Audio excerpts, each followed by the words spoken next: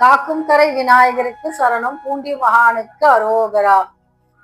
வைத்தமானிதி பெருமாளை சேவிக்க செல்வதற்காக தன்னுடைய அன்பர்கள் புடைசூழ அந்த பெருமாளை தரிசிக்க வருகின்றார் ஸ்ரீமத் ராமானுஜர். அப்பொழுது அதிகாலை பொழுதிலே மோர் விற்கக்கூடிய பெண்மணி ஒருத்தி அந்த ஊரை விட்டு வெளியே செல்கின்றார் தன்னுடைய வியாபாரத்திற்காக. அப்பொழுது ஸ்ரீமத் ராமானுஜர் கேட்கின்றார், அம்மா, இது தேடி புகும் ஊர் அல்லவா? இதை விட்டு தாங்கள் எங்கே வெளியே செல்கின்றீர்கள் என்று சொல்லும் பொழுது அப்பொழுது உரைத்த 81 வார்த்தைகளே திருக்கோளூர் பெண் பிள்ளை ரகசியம் என்ற அதி அற்புதமான வைணவ இலக்கியம். அழைத்து வர சென்றேனோ அக்ரூரரை போலே, அகமொழித்து விட்டேனோ விதுரரை போலே, தேகத்தை விட்டேனோ ரிஷிபத்தினியை போலே என்று ஒவ்வொரு அடியிலும் கிருஷ்ண பக்தியை, அவர் மீது வைத்த பிரேமையை பற்றி சொல்கின்றால் இந்த மோர் விற்கக்கூடிய பெண்மணி. ஆழ்வார்களை பற்றியும் சொல்லிவிட்டால் 5 ஆழ்வார்களை பற்றி. அடுத்தது சொல்கின்றாள் பாருங்கள், யான் சத்தியம் என்றேனோ கிருஷ்ணனை போலே என்று. கிருஷ்ணனுடைய அன்பர்களை பற்றி சொல்லிவிட்டால் இப்பொழுது கிருஷ்ணனை பற்றி சொல்கின்றாளாம். கிருஷ்ணன் சத்தியம்தான், இதுல என்ன நமக்கு சந்தேகம் வந்துவிடப் போகின்றது? கண்ணன் இல்லாமல் கடவுளும் இல்லை, கண்ணன் இல்லாவிடில் கவிதையும் இல்லை, கண்ணன் இல்லாவிடில் காற்றே இல்லை என்று கவியரசு கண்ணதாசன் தன்னுடைய கிருஷ்ண கவசத்திலே அற்புதமான வரிகளை எழுதியிருப்பார். வைர வரிகள் அவை. கிருஷ்ணன் இல்லாவிட்டால் எப்படி உலகம் இயங்க முடியும்? கிருஷ்ணன் தானே சூத்திரதாரி. மகாபாரதத்திற்கு மட்டும்தானா? அவர் அர்ஜுனனுக்கு மட்டும்தான் உபதேசம் செய்தாரா பகவத்கீதையை? ஒவ்வொரு மனிதனுக்குள்ளும் அந்த பாச உணர்ச்சி உண்டல்லவா? என்னுடைய பிதாமகர் பீஷ்மரை எதிர்த்து நான் எப்படி அஸ்திரம் செலுத்துவேன் என்று சோர்ந்து போய் தேர்தட்டிலே உட்கார்ந்து விட்டான் அல்லவா? அப்பொழுது அவனை தட்டி எழுப்பியது கிருஷ்ணருடைய அமுத வார்த்தைகள் அல்லவா? அவன் சொன்ன வார்த்தைகள் எப்படி பொய்யாக போய்விடும்? அவன் உரைத்த வார்த்தைகளே உண்மையாக இருக்கும் பொழுது கிருஷ்ணன் சத்தியம்தானே. இதிலே எங்கே நமக்கு சந்தேகம் வந்து விட்டது? இந்த அம்மையார் இப்படி சொல்கின்றார்கள். அது ஒரு நிகழ்வை அடிப்படையாக கொண்ட அற்புதமான பதிவு. 13ஆம் நாள் போர். இந்த நாளை யாராலும் மறக்க முடியாது. அசாத்தியமான துணிச்சல் கொண்ட அபிமன்யு, அர்ஜுனனுடைய புத்திரன். அவனை பல மகாரதர்கள் சேர்ந்து கொண்டு ஆயுதம் இல்லாமல் என்ற அந்த சிறு பிள்ளையை அடித்து கொன்று விட்டார்கள். மறக்க முடியுமா? இரத்தக்கரை படிந்த நாள் அல்லவா? அதற்காக மறுநாள் என்ன செய்யறான் அர்ஜுனன்? இந்த செயலை செய்தவன் ஜெயத்ரதன் அல்லவா? அவனை நான் கொன்று விடுவேன் என்று சபதம் உரைக்கின்றான் அல்லவா? அப்பொழுது கூட கிருஷ்ணர் தானே காப்பாற்றுகின்றார். பிள்ளை இறந்த அந்த உணர்வு அவனுக்கு தோன்றிவிட்டது, அந்த உள்ளுணர்வு. அவன் சொல்கின்றான் போரிலே, கிருஷ்ணா, என்னுடைய காண்டீபம் நழுவுகின்றது, என்னவென்று தெரியவில்லை, என்னுடைய இதயம் துடிக்கின்றது, என்னால் நிற்க முடியவில்லை அப்படின்னு சொல்லும் பொழுது கிருஷ்ணருக்கு புரிந்து விட்டது. அவனுடைய அன்பு புதல்வன் கர்ணன் என்ன பண்றான் பாருங்க.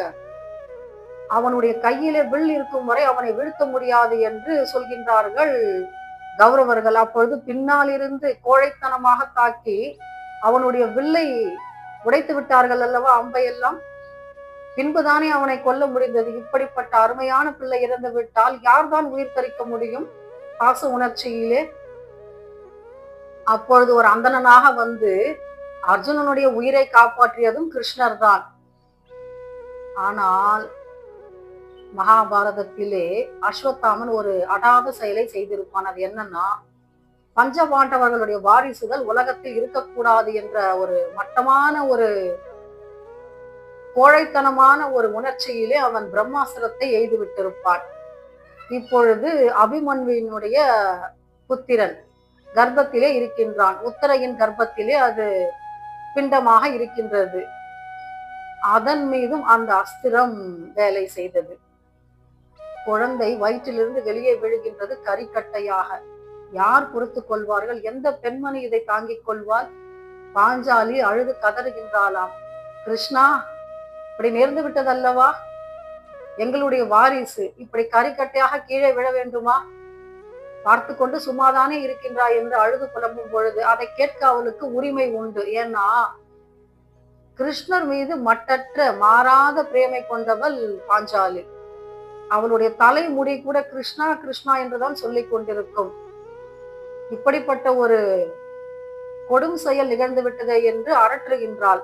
அப்பொழுது கிருஷ்ணர் கூறுகின்றாராம், யார் நைஷ்டிக பிரம்மச்சாரியோ, யார் பொய்யே பேசாதவனோ, யார் உண்மையை உரைப்பவனோ அவன் தொட்டால் இந்த குழந்தை உயிர் பிழைத்து விடும் என்று.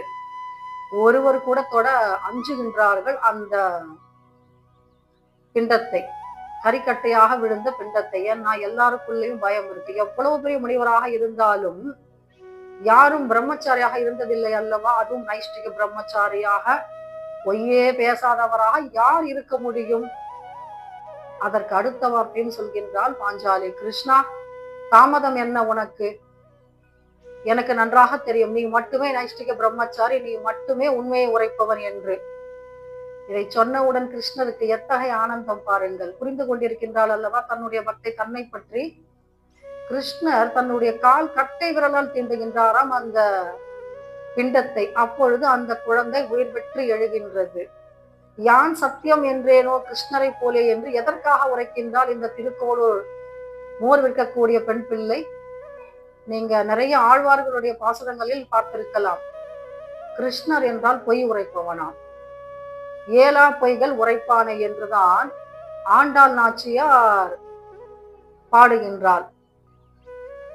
நாச்சியார் திருமொழியிலே 143 பாசுரங்களை கொண்ட அற்புதமான காவியம். ஏலா பொய்கள் உரைப்பானை என்று ஏன் சொன்னார்?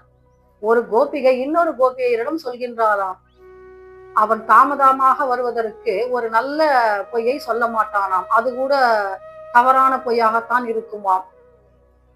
அப்படிப்பட்ட பொய்யன் என்று அத்தனை பேரும் அன்பின் உணர்ச்சியிலால் இவன் என்னுடைய கிருஷ்ணன் என்ற அன்பு மேலிட்டால் கூறிய வார்த்தைகள் ஆழ்வார்கள், இவன் பொய்களே உரைப்பவன் என்று. அப்படிப்பட்ட கிருஷ்ணன் யான் சத்தியம் என்று சொல்கின்றானாம். தக்கார் தகவலர் என்பது அவர்தம் எச்சத்தால் அறியப்படும் என்ற ஒரு வார்த்தை உண்டு திருக்குறளில். இதற்கு என்ன அர்த்தம்? இவர் எப்படிப்பட்டவர் என்பதை அவர் விட்டு சென்றதன் மூலம் நாம் அறிய முடியும் என்று. கிருஷ்ணர் அவரை எப்படி விட்டு சென்றார்? என்ன விட்டு சென்றார்? பகவத்கீதை அதை அர்ஜுனனுக்கு மட்டும் சொல்லவில்லை, நம் ஒருவருக்கும் அத்தனை பேருக்கும் சொல்லி இருப்பார். பக்தி யோகத்தை பற்றியும் கர்ம யோகத்தை பற்றியும் ஞான யோகத்தை பற்றியும் அர்ஜுனனுக்கு மட்டும்தான் சொன்னாரா? உத்தவருக்கு சொன்னார் அல்லவா உத்தவ கீதை என்று. இந்த காலம் உள்ள அளவும் இந்த 2 சாட்சிகள் போதுமானதாக இருக்கும் அல்லவா? கிருஷ்ணருடைய அவருடைய தகுதி என்ன என்பதை பற்றி. கிருஷ்ணர் மானிடராக பிறந்தாலும் மானிடர்கள் என்று அவர் விட்டு சென்ற அற்புதமான பொக்கிஷங்கள் அல்லவா இவையெல்லாம். எத்தனை அற்புதம்! இன்றும் நாம் நம்முடைய அத்தனை கவலைகளுக்கும் ஒரு தேவையான நமக்கு ஒரு சொல்யூஷன் கிடைக்கணும்னு சொன்னாக்கா நம்ம பகவத்கீதை எடுத்து படித்தால் அதிலே நாம் கண்டுபிடித்து விடலாம் நம்முடைய கவலை என்ன, அதற்கான வழிமுறைகள் என்ன, அதிலிருந்து விடுபடுவதற்கு என்று. அத்தனை பேருக்கும் விட்டு சென்ற அற்புதமான சாட்சியங்கள் தானே, பொக்கிஷங்கள் தானே இவையெல்லாம். இதிலே இவள் சொல்வது என்ன? யான் சத்தியம் என்றேனோ கிருஷ்ணனை போலே என்று அற்புதமான வரியை சொல்கின்றாள்.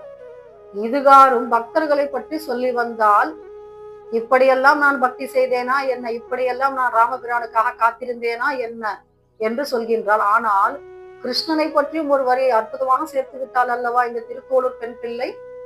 எத்தனை அற்புதம்! பாஞ்சாலி அழுது கதறும் பொழுது தன்னுடைய கால் கட்டை விரலால் இறந்த பிண்டத்திற்கு உயிர் கொடுத்தார் அல்லவா? இது ஒன்று போதும் அல்லவா சாட்சியத்திற்கு, அவர் சத்தியம் என்பதை உரைப்பதற்கு? கிருஷ்ணனை நம்பினால் எத்தனை பேருக்கு எத்தனை விதமான நன்மைகளை அவர் கொடுத்திருக்கின்றார். மகாபக்த விஜயத்திலே நாம் பார்த்திருக்கலாம். சாத்தியம் இல்லாததையும் சாத்தியமாக்கி காட்டக்கூடியது அல்லவா கிருஷ்ணனுடைய பக்தி. அவர் எதை செய்யவில்லை? பக்த நாமதேவருக்காகட்டும், ஸ்பரிச வாகவதற்காகட்டும், சந்த் கபீருக்காகவும் ஞானேஸ்வருக்காகவும் எத்தனை அற்புதமான அதிசயங்களை நிகழ்த்தி காட்டியிருப்பார். அவர் சத்தியம்தான், இதில் என்ன நமக்கு சந்தேகம் வந்துவிட போகின்றது? ஆனால் அவள் ஒரு நிகழ்வை சுட்டி காட்டி அப்படி சொல்கின்றாள். எத்தனை அற்புதம்! இறந்த பிண்டத்திற்கு எப்படி உயிர் கொடுக்க முடியும்? கொடுக்க முடிந்தது அல்லவா கிருஷ்ணனால்? இது எதனால் சாத்தியம்? அவர் பரமாத்மா என்பதற்கு இதை விட அற்புதமான சாட்சியம் உண்டா என்ன? இதைத்தான் சொல்கின்றான் இந்த மோர் விற்கக்கூடிய பெண்மணி. யான் சத்தியம் என்றேனோ கிருஷ்ணனை போலே என்று. எத்தனை அற்புதம் பாருங்கள். மோர் விற்கக்கூடிய பெண்மணியாக இருந்தாலும் எத்தனை லாபம் அவளுடைய பேச்சிலே.